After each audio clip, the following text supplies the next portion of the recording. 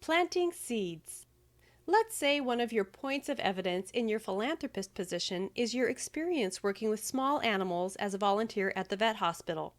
The seed you want to plant in the conversation is the topic of individual philanthropy as opposed to sorority-guided philanthropy. To plant the seed, you might ask a question leading into the topic of sorority philanthropy, whether the members participate in community programs as volunteers, or what the pre-sorority volunteer experience has been for other members, etc. Here are some sample questions. How do you participate in your sorority's local or national philanthropy? Do you or your sisters volunteer for philanthropic causes outside of the causes your sorority has chosen?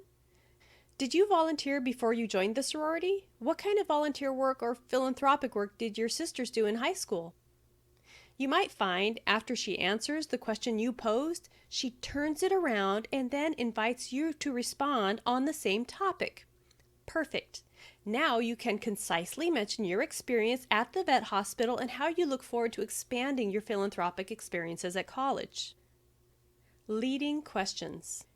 Using the same example of your experience in the vet hospital, we'll talk about leading questions. These follow a linear progression. You want the conversation to lead directly to your topic. The more direct and unique your questions are, without seeming weird or creepy, the more they'll pique your listener's attention. You could ask, do you know if local opportunities exist to work with small animals in a volunteer capacity? This is certainly not the typical question a sorority member hears during recruitment. What you're hoping to hear is, that's an interesting question. Have you worked with small animals before? And you know where to go with that, right? I bet you would say, as a matter of fact, I have. I worked with small animals as a volunteer at the vet hospital in my hometown, and I'd love to continue that kind of volunteer work while I'm in college. You might even feel so comfortable with the course of your conversation that you move directly into the question for her.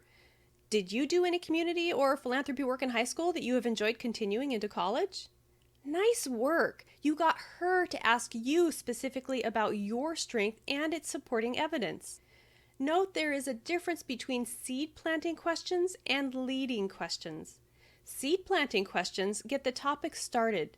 They help cultivate your conversation to prep it for a secondary and more direct inquiry for a reversal, so the sorority member will ask you the identical question.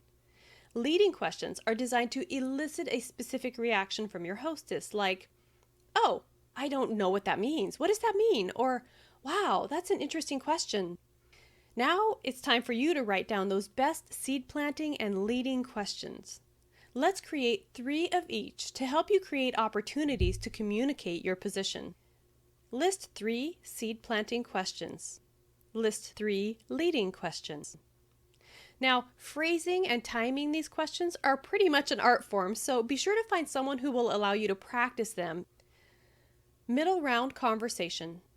Middle round conversations, second and or third round, depending on the size of your campus, is more personal. Your goal is to further support your position and impress upon the sorority member you would make an ideal sorority sister, or better yet, little sister. Most candidates will be stuck in the same conversational tone as day one. This is a mistake. You need to move into a more personal, connecting type of conversation and do so faster than yesterday. You'll probably not be speaking with the same women, so your challenge here will be successfully changing gears and getting the sorority woman to do the same. It shouldn't be difficult though, because she's been educated on how to advance conversation in depth, in range, and in detail. She'll happily follow suit, especially if you two have already found a connection. During these rounds, your goal should be to share about yourself while learning about the woman you're meeting, ideally simultaneously. The most advanced sorority candidates, is this you, will be able to advance to a more intimate discussion that deepens your relationship quickly. Have you ever met someone and talked for just a few minutes, and during that time, you came to feel like this person was genuinely interested in you, your future, and your heart? It is possible, and you can do it. If you're talking with a woman and would love to be her sorority sister, you already like her.